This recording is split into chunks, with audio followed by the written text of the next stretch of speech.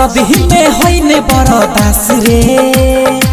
आबहि नहीं कखनो हमारा पास रे सरदी में होइने बरदास रे आबहि नहीं कखनो हमारा पास रे मौगी ठंडी में भेलै घमंडी रे चुम्मा मांगी त मार फेंको हंडी रे मौगी ठंडी में भेलै घमंडी रे चुम्मा मांगी त मार फेंको हंडी रे सरदी में होइने बरदास रे आबहि नहीं कखनो हमारा पास रे सरदी में होइने बरदास रे आबहि नहीं कखनो हमारा पास रे मौगी ठंडी में भेलै घमंडी रे चुम्मा मांगी त मार फेंको हंडी रे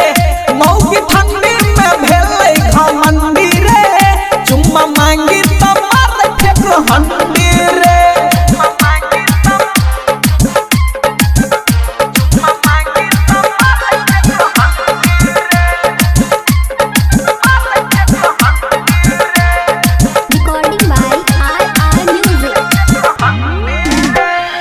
अभियो रजैया में याद हो रजैया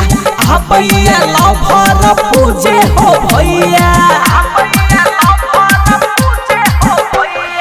अभियो रजैया में याद हो रजैया आबैया लभर पूजे हो भैया कनिया सो भेल कोनो सुख ने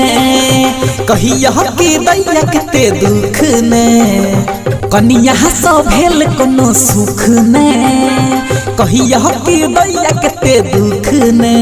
मौगी ठंडी में भेलै घमंडी रे चुम्मा मांगी त मार फेंको हंडी रे मौगी ठंडी में भेलै घमंडी रे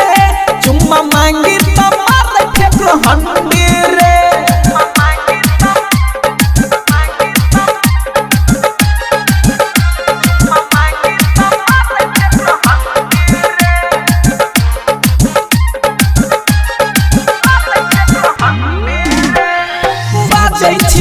छोट दैया का गायर हो छोट छोट बात पर भ जाइए मार हो बाजै छी कि छोट दैया का गायर हो छोट छोट बात पर भ जाइए मार हो राइटर राजा कहे किसान रे कोना कटै छौ ठंडी के दिन रे चंदन कहे छै सुन किसान रे केना कटै छौ ठंडी के दिन रे